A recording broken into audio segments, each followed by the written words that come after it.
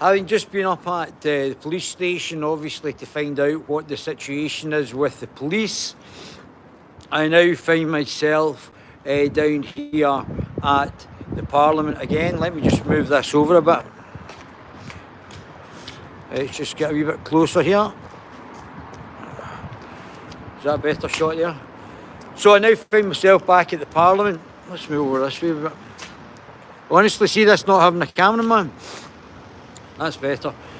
So, we are, I would like you to, just now, or after this video, go and watch my highest watched podcast, which was 3 years ago in November, just over 3.25 years ago in November.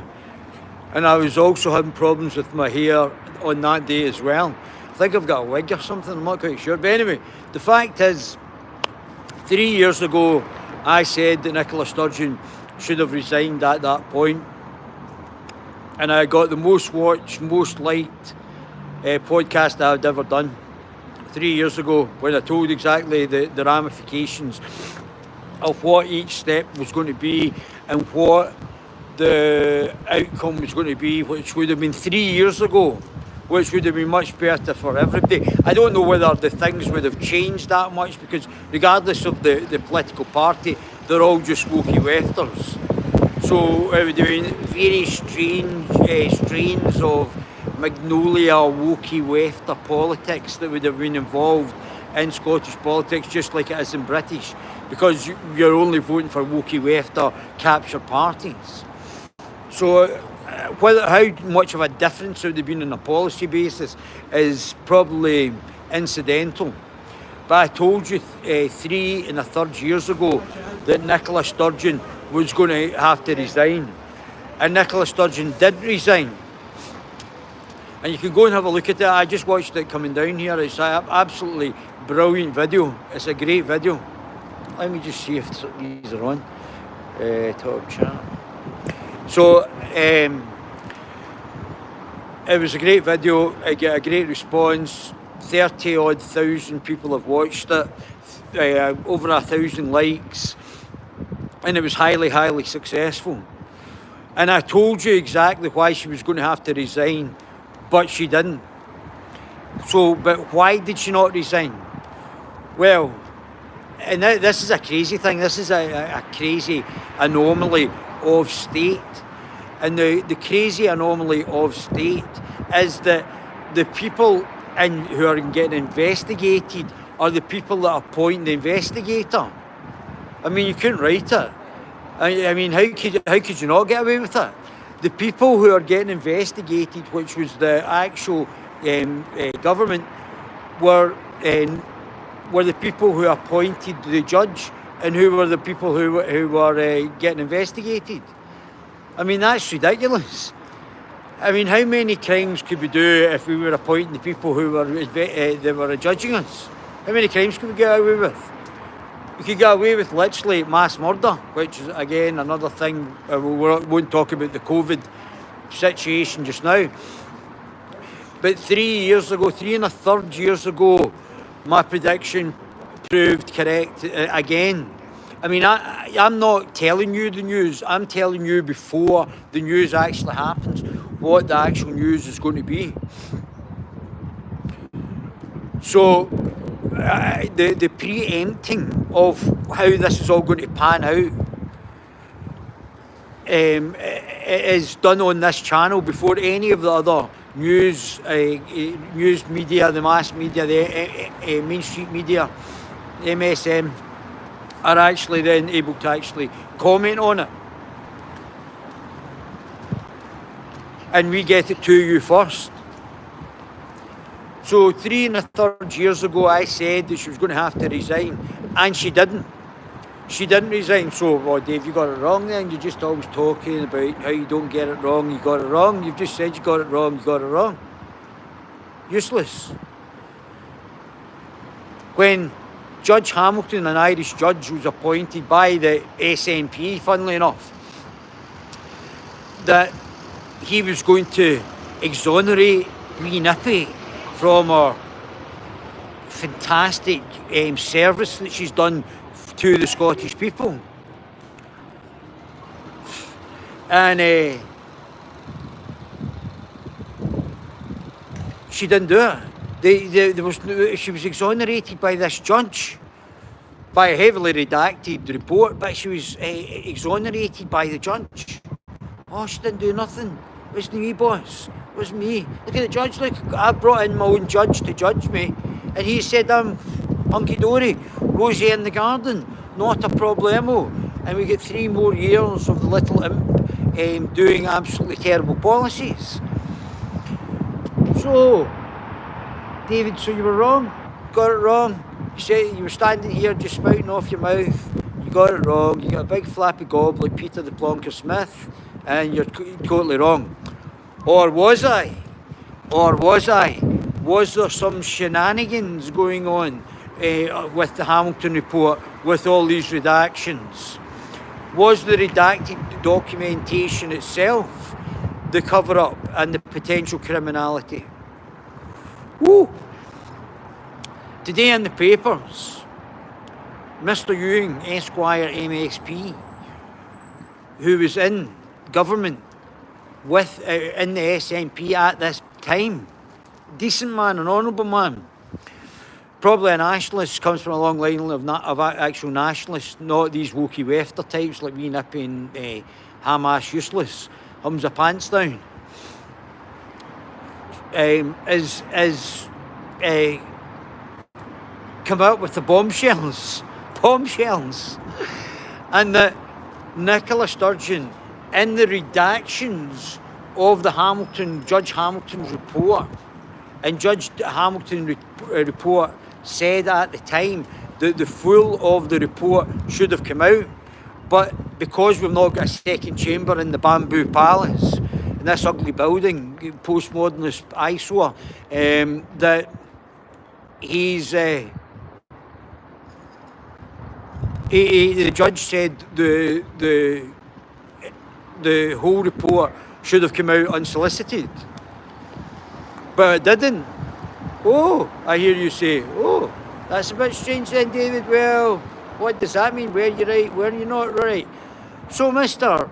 Ewing Esquire continues, and some of the things that may come out, if this is seen unredacted, might be criminal in its nature. Oh, I hear you say, David, you didn't tell us that it was actually criminal. That's correct. I didn't know at that time that the heavily redacted judge-led report, which exonerated wee Nippy at the time, could actually be redacted so that there was criminal or potential alleged criminal matters, criminal breaking the law, criminal matters in this report. Oof, I hear you saying. I hear you say, oof. So not only could it say that she did break the ministerial code at the time, that she should have resigned and you would have been correct, David, but she redacted it. But not only that, that she's also potentially a criminal and broke the law. I mean, honest, and that's just one aspect of the overall aspect of it. That's just one part that she could have broken the law. And the fact is that the redactions of the underlying Hamilton report were a criminal cover-up, whereas I just thought it would have been a cover-up to stop her being found guilty of the quite obvious breaches in the ministerial code, which at the time would have been sufficient probably to get her to resign. So the redactions of evidence, the redactions of the actual overall judgment may now lead to criminal proceedings. What's the current state of affairs? I hear you say, well, FOIs have gone in to the Scottish Government to get the unredacted Judge Hamilton's report. That's gone to court. The judge has now found in favour of the people who put in the request for the the FOI to be unredacted, and the judge found in their favour. So the government was then meant to actually give the unredacted report under the FOI so that everybody could see it. And now the mafia government that we've got has now said that they're not giving out the unredacted report. So all of this criminality, even under a judge orchestrated mandate for them to hand over this, that they are acting like a bunch of mafiosa, and they're not actually handing this over to the people who elected them. So they are now stopping the transference, even though the judge has said, and now they're trying to throw up alternative requests to the judiciary to then prolong the requirement for this to be shown to the public, which I think is going to bring them all down. Humza, they'll all have to resign. Humza should be resigning for lying regarding the COVID and the WhatsApp messages anyway. He's got no honour. He should be getting referred to the standards for the MSPs anyway, and we found guilty. And we shouldn't be letting the SNP appoint the judges, and we shouldn't be letting the SNP redact information that's in the public interest. I mean, the fact that they got away with it in the first place is absolutely staggering for me. And somebody that's interested in politics, absolutely staggering. That they're able to falsify and withdraw evidence from the public domain for their own nefarious political ends. That now, which at the time might have just been a breach of the ministerial code, but which is now potentially a criminal proceedings if a member of the public goes to the police and says to the police, we require you to investigate these WhatsApps. And the WhatsApps might then have knock-on effects to the orchestration of false sexual allegations, potentially, allegedly, and also the potential mass murder of many people from during COVID, potentially. So a member of the public could go up and ask, where are these WhatsApp evidence? And the house of cards is just about to fall right down with these bozos in charge. The whole thing will collapse. And all of them are going to get sacked, and potential criminal proceedings, which Humza has staked his wagon to wee Nippy's horses, and her horses are going all over the place and potentially going to jail.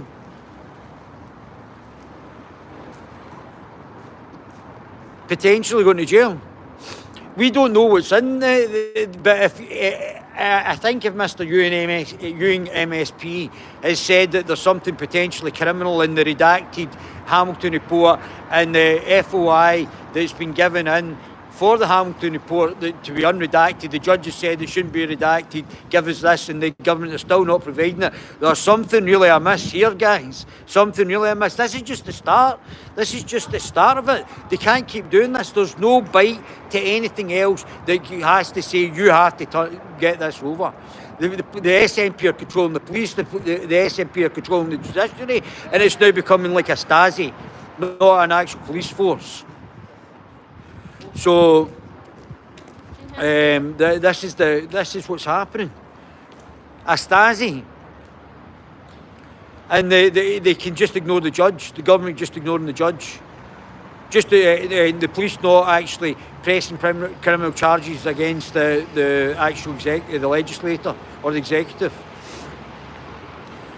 Oh, it's not in the executive anymore.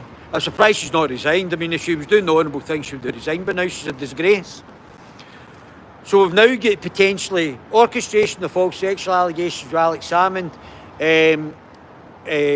criminal proceedings, whatever it is, that are hiding under the Hamilton report, and the COVID inquiry deleted WhatsApps. So Nicola Sturgeon is going to spend the next number of years on court cases and not actually being able to see a way of actually potentially not staying out of jail. And Humza useless should have been resigning. But now, the fact that the mainstream media have not held him to more of account is absolutely shocking, absolutely disgraceful. He's implicated part of it. He's cemented himself to something that might be criminal, and he should be getting prosecuted. Not to mention his alleged affairs with Umar Quasim, with the brown envelopes getting passed there. He's potential affairs with wee Saturday girl, being a Muslim and swearing on the Quran in here, but yet having extramarital affairs. He's an absolute disgrace. His wife's brother's allegedly doing stuff in Dundee, and people falling out houses and things like that. I mean, what a disgrace. What an absolute disgrace. And the fact is that now he's hooked himself to somebody who may well be a criminal in office. Oh, come on. And who's going to arrest him? They're in control of the police. Who's going to arrest him? How can the judge step up a next prosecution to hold them account? There's no second chamber for them to get held to account. Who's going to stop them? Unless it's a British-led investigation into this as a criminal matter. But even if Scotland became independent, then it would almost be fascistic in the fact that there's no counterbalances to a corrupt and criminal government, a mafioso government, like what we've got in here just now. And I'm not saying that all the people that are in the SNP or even the greater nationalist movement. That's not the point. They're not the case. They've probably been used by the woke wefters, which is a criminal conspiracy of unelected individuals as well, by woke communists. So that's we have the Scottish Government not complied. No, they've been told by the judge, not Judge Hamilton, a secondary judge, that they have to comply with the FOI. They've now filed another motion to prevent it, and they haven't allowed the FOI to be released by the government because Fergus Ewing says there might be something criminal in the redacted parts of the documentation that has been redacted, which I was correct 3 years ago, that she would have resulted in her resigning 3 years ago. And I'm very disappointed I had to let the Scottish population continue with that. It's very sad that I didn't knock her off at that point, man. It would have been much better for everybody if she had left Scottish politics at that point. If she'd left completely, why she's hanging on to her seat just now? She should resign. She should resign and be punished in office. So she's not complied with the FOI, no, and Humza Useless has not complied with the FOI. To answer your question, Glasgow Media. So I don't even know if I want to say any more about it. I'm absolutely disgusted. They're just absolutely horrific individuals. That's only one of multiple potential things that's going to happen now. Multiple. The Alex Salmond orchestration, false sexual allegations thing, they lost their case about the FOI request at the Supreme Court, and will do everything they can to avoid being accountable for the things they do. Dave, of course, that's right, Mark. That's it, buddy. It's completely correct. Well, they've done that. That's their raison d'etre so far. That's their MO of this sort of cabal of wokey wefters have not been held accountable. And it's really the Tories' fault, and I'm going to explain why it's the Tories' fault. The Tories set up the way that the Scottish Parliament was going to be constructed, and they didn't set up the checks and balances that are in Westminster in this Parliament. So there's no second chamber, no separation between state and judiciary. There's no separation. Well, there's only one police chief of police now for all of Scotland. There's no checks and balances for a fascist or a Stasi wokey wefter government, a commie government, who can then just redact information and not put it in the public interest or for public inspection when they're being criminal.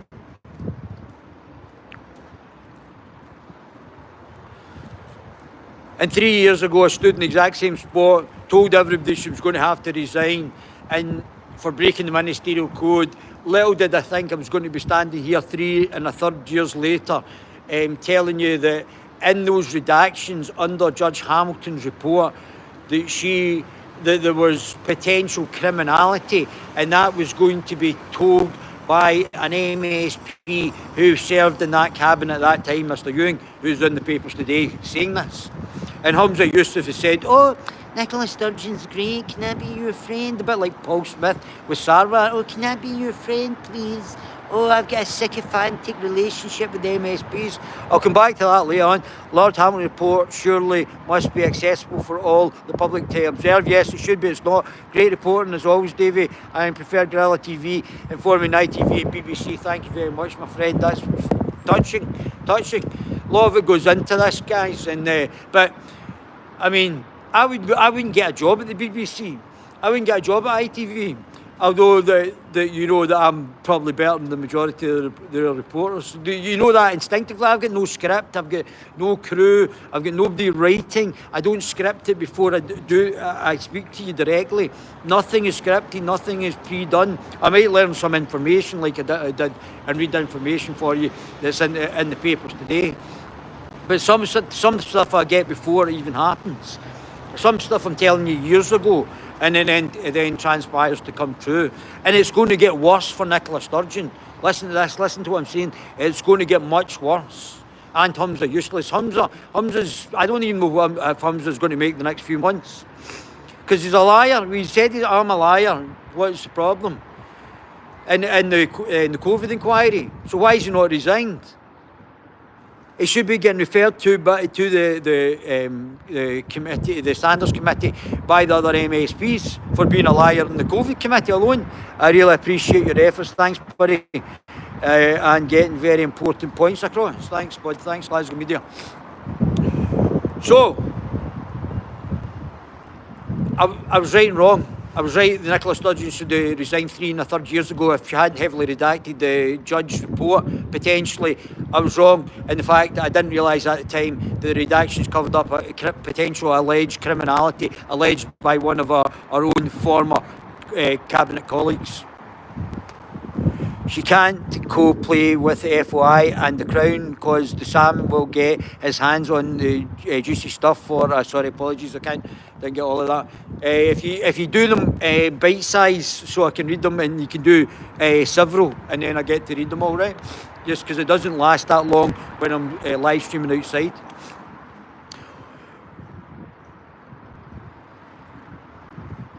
Officer, are you able to arrest an MSP if she's a criminal? Don't know about that. We don't know if that's the case. If the officers can actually arrest the actual MSPs if they're shown to be criminal.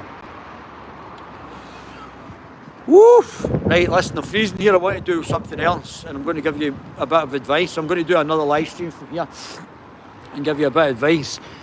And I'm going to do a bit of a beef with my other